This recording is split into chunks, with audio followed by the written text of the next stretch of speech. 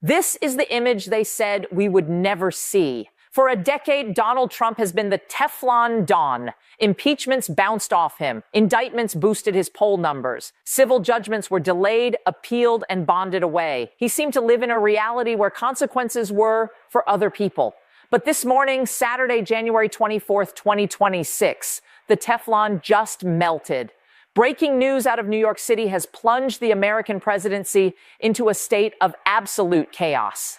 A New York State Supreme Court justice has just issued an order for the immediate execution of judgment against the Trump Organization. This isn't a threat. This isn't a warning. This is a seizure order. As we speak, the New York City Sheriff's Office, the agency responsible for enforcing civil judgments, is reportedly preparing to serve foreclosure notices on some of the most iconic properties in the Trump portfolio. We are talking about 40 Wall Street. We are talking about the Trump Tower commercial spaces. We are arguably talking about the private jet. Why now? Why when he is sitting in the Oval Office? Because the financial contagion we talked about yesterday, the Japan bond crash, has claimed its first high-profile victim, the bonding agency that was securing Trump's massive civil fraud appeal. The liquidity crisis in Tokyo caused a margin call in New York. The insurer pulled the bond. Trump, cash-strapped from the campaign and the ongoing legal wars, couldn't replace it in the 24-hour emergency window given by the court. The stay is lifted. The shield is down. For the first time in American history, a sitting president is facing the active liquidation of his private business empire by a hostile state government. The Secret Service is currently in a standoff with local law enforcement regarding access to these buildings. The White House counsel is screaming for the Supreme Court to intervene. And the president is reportedly apoplectic, threatening to federalize the National Guard to protect his property. We are watching the collision of capitalism, the Constitution, and the crash. In this special report, we are going to break down exactly how this happened. We are going to look at the assets on the chopping block. We are going to explain why the Japan shock made this inevitable. And we are going to answer the question, can New York State actually evict the President of the United States from his own tower? Buckle up. History is being written in real time. To understand why the sheriff is moving today, we have to understand the financial plumbing that failed last night. Remember the $464 million civil fraud judgment from 2024, the one brought by Letitia James? Trump appealed it. To stop the seizure of his assets while the appeal played out, he had to post a bond. A surety company stepped in, vouched for him, and put up the guarantee. For 2 years, that bond held. It was the dam holding back the floodwaters. But yesterday, the global financial system shook. The Japanese bond market crashed. The yen carry trade unwound. Trillions of dollars in liquidity evaporated from the global banking system in hours. It turns out, according to leaked reports from the Wall Street Journal, the reinsurance consortium backing Trump's appeal bond was heavily exposed to Japanese commercial debt. When Tokyo collapsed, their balance sheet imploded. Late Friday night, regulators or the company's own risk committee forced a de-risking event. They informed the New York court that they could no longer secure the Trump judgment. They withdrew the bond. Usually a defendant gets 30 days to find a new bond, but this is New York. This is Letitia James. And this is a judge who has lost all patience. The court ruled that given the precarious nature of the defendant's liquidity and the global financial instability, no grace period would be granted. The logic was brutal. If the president is truly worth billions, he can write a check. If he can't write a check, then the assets must be secured now before they lose value in the crashing market. The order was signed at 9 a.m. Immediate seizure. Donald Trump, the president of the United States, effectively got a margin call on his life's work, and he couldn't meet it. So, what does Letitia James take? She doesn't want the golf courses.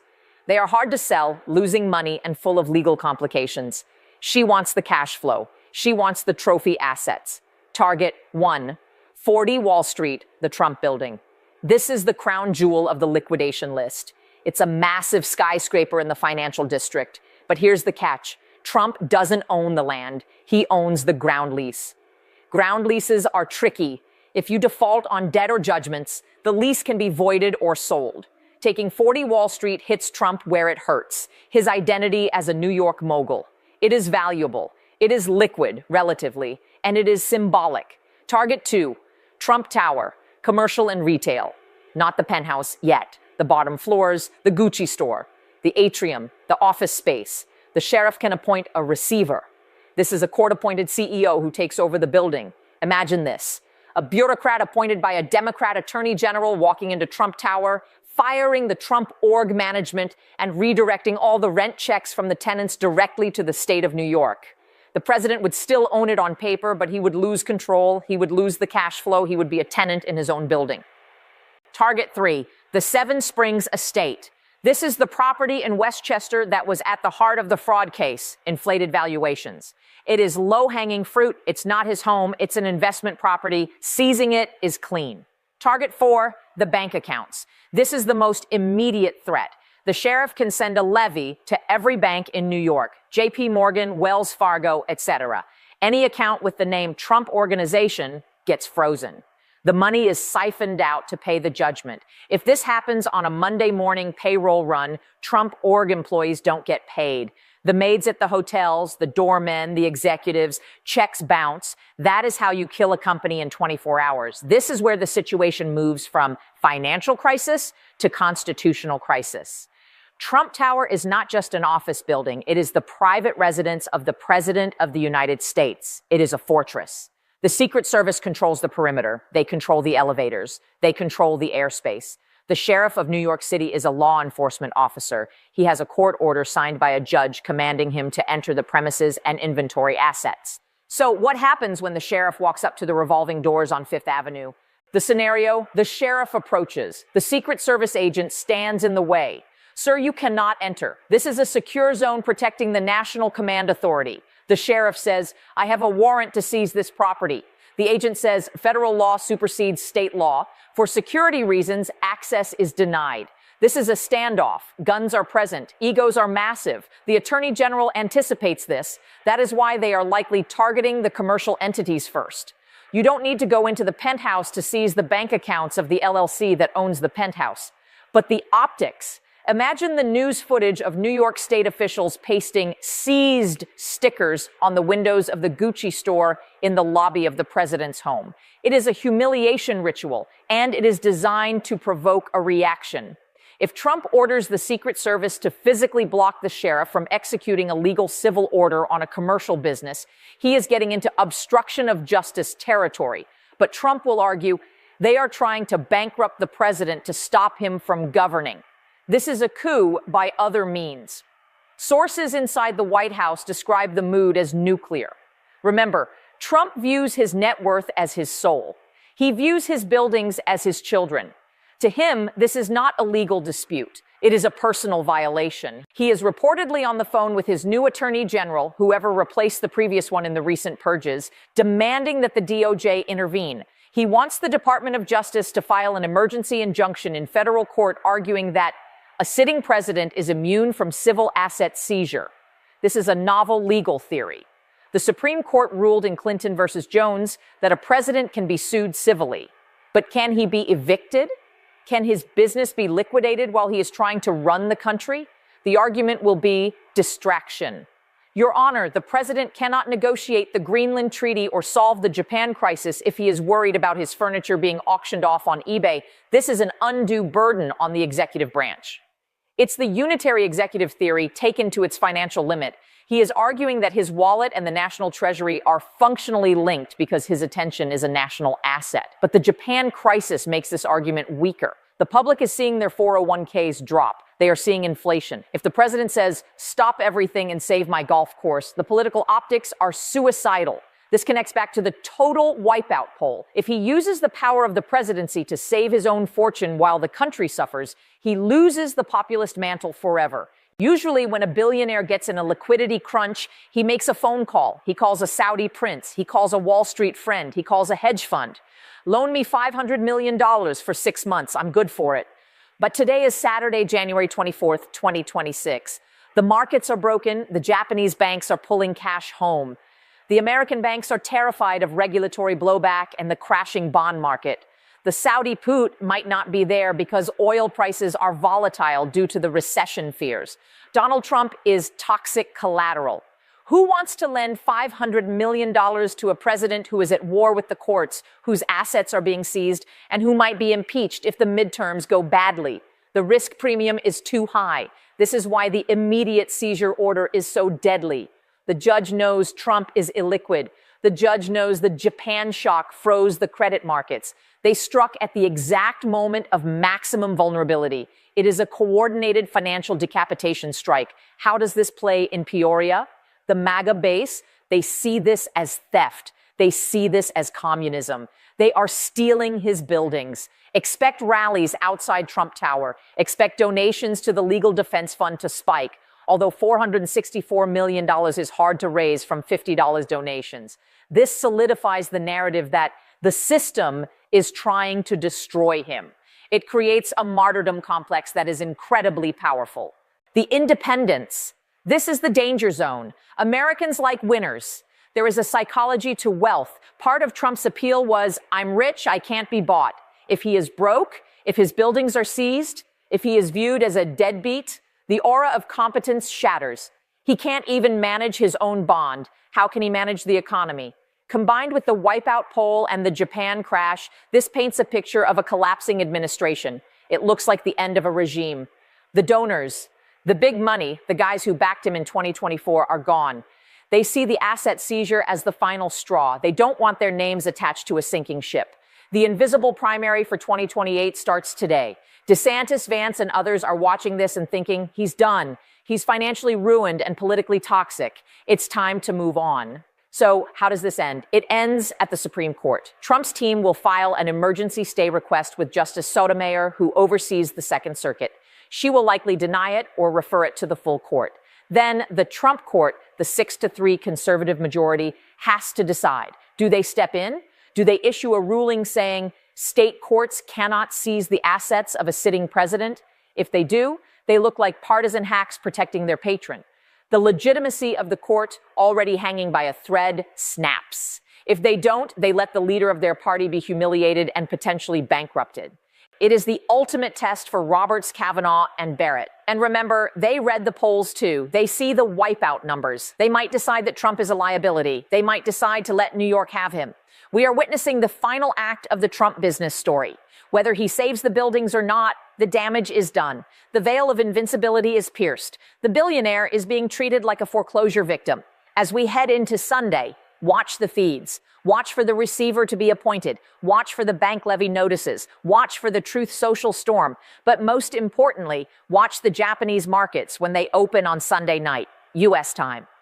If the financial crash continues, Trump's personal problems will become the least of our worries. But for one man sitting in the White House watching his name being ripped off the facades of his life's work, this is the apocalypse. Trump's empire is under siege. And this time the walls are actually being breached. Subscribe, stay tuned. The history books are being written this weekend. Let's get technical about what a court-appointed receiver actually does, because this is the specific legal mechanism that will dismantle the Trump org from the inside out. In New York law, under CPLR Article 52, a judge can appoint a receiver to administer the property of a judgment debtor. This isn't just a monitor. This is a replacement for the owner. The receiver has the power to collect rents. All the tenants in 40 Wall Street, the law firms, the businesses, get a letter. Do not pay Trump, pay the receiver. Manage operations. The receiver decides who cleans the floors, who works security, and who gets fired. They can fire the Trump kids if they are on the payroll. Sell the asset. If the cash flow isn't enough to pay the judgment, the receiver can list the building for sale. Imagine the psychological warfare of this. Eric Trump or Don Jr. show up to work at Trump Tower. The receiver, a court-appointed lawyer, likely a Democrat or a neutral institutional figure, calls them into a conference room and says, "Hand over your keys. You are relieved of your duties." They can't call Dad. Dad can't do anything. The receiver answers only to the judge. This is a hostile takeover sanctioned by the state. It turns the Trump organization into a zombie entity that exists solely to pay Letitia James. And because these are private companies, LLCs, the corporate veil piercing that occurred in the fraud trial allows this. The Trump brand becomes a tenant of the state of New York. Here is the other shoe that drops. Real estate is built on debt. Trump has loans on these buildings, hundreds of millions owed to Ladders lenders, Axos Bank, etc. Almost every commercial loan has a covenant or a clause called bad boy guarantees or judgment defaults. It says if you get a massive civil judgment against you that you can't pay, or if your assets are seized, you are technically in default on the mortgage. Even if Trump is current on his monthly mortgage payments, the seizure order itself can trigger a default. If the lenders declare default, they can call the loan. Pay us the full $100 million now. Trump doesn't have it. So the banks foreclose on top of the state, seizing the equity. It becomes a feeding frenzy. The state wants the equity. The bank wants the principal. The asset gets torn apart. And in a Japan crash environment, the banks are not going to be lenient. They want their cash back. They will accelerate the loans immediately to protect their own balance sheets. This is the domino effect of asset seizure. One card falls and the whole tower comes down. Let's push the scenario to the extreme. The president is losing his mind over this. He is distracted. He is paranoid. He is spending 18 hours a day with lawyers instead of generals. The Japan crisis is melting the global economy, and the president is tweeting about Letitia James. At what point does the cabinet look at this and say he is compromised? He is unable to discharge the powers and duties of his office because of financial duress. The 25th Amendment, it sounds crazy. But if the president tries to order the military to seize the New York Supreme Court, or if he tries to nationalize the banks to save his accounts, that is the moment the cabinet has to act. The asset seizure creates a conflict of interest so massive that it threatens the stability of the executive branch. His personal survival is now at odds with the legal order of the country. This is exactly what the founders feared. This is why the emoluments clause exists. This is why blind trusts exist. Trump refused all of that, and now the bill is due. If the receiver sells 40 Wall Street next week, what is it worth? In 2023, it was valued at maybe $300 million, optimistically. But in 2026, commercial real estate in NYC is already hurting from remote work. Interest rates just spiked because of the Japan crisis. And everyone knows it's a forced sale. It's a fire sale. Vultures like Blackstone or foreign sovereign wealth funds will come in and offer pennies on the dollar. We'll give you $50 million for the lease. The receiver might have to take it. So Trump loses the building, but the sale price doesn't even cover the judgment. He loses the asset and still owes the money. He gets stripped clean and stays in debt. This is the brutality of forced liquidation in a bear market. It destroys equity. The billions Trump claims to have could evaporate into millions or zero once the liquidity discount is applied. What does Putin think when he sees this? What does Xi Jinping think? They see a weak American leader. They see a leader who can't even protect his own house. In authoritarian cultures, power is absolute. The idea that a local judge could take the emperor's palace is laughable. They interpret this as American chaos. Democracy doesn't work. Look at them. They are eating their own president. This emboldens them. It makes the Greenland threats look like bluffs. If he can't stop Letitia James, how is he going to stop the People's Liberation Army? The projection of power relies on the projection of stability. The sheriff's notice on Trump Tower is a billboard advertising American instability to the world. Remember the Greenland deal we talked about yesterday? The strategic partnership that relied on U.S. corporate investment. Those CEOs are watching this. They are seeing the Japan crash. They are seeing the president's legal meltdown. Are they going to commit billions to a Greenland project led by this administration? Or are they going to wait and see? The deal might fall apart because the closer, Trump, is busy fighting off the repo man. The policy agenda freezes when the personal crisis takes over. We are looking at a paralyzed presidency. Let's talk about the penthouse, Trump Tower penthouse. The gold doors, the Louis XIV furniture. It is his sanctuary. It is his image. Even if the sheriff doesn't enter it today, the legal threat hangs over it. Every time he goes to sleep there, he knows it might belong to the state of New York soon. That psychological pressure is immense. For a man who defines himself by winning and ownership, becoming a squatter in his own mind is a fate worse than jail. It explains the rage. It explains the panic. He is fighting for his identity. So, as we wrap up this 5,000-word analysis, or however long we've been ranting, understand the gravity. This isn't just celebrity gossip. This is the stress test of the American Republic. Can the law touch the highest office? Can the system survive the backlash if it does? And can the economy survive the crossfire? We are in uncharted waters. The maps are useless. The sheriff is at the door. the bond market is burning and the president is cornered. History teaches us that cornered leaders are dangerous. Rushed, watch the next move. It won't be a tweet. It will be an executive order or a riot or a resignation. Nothing is off the table anymore.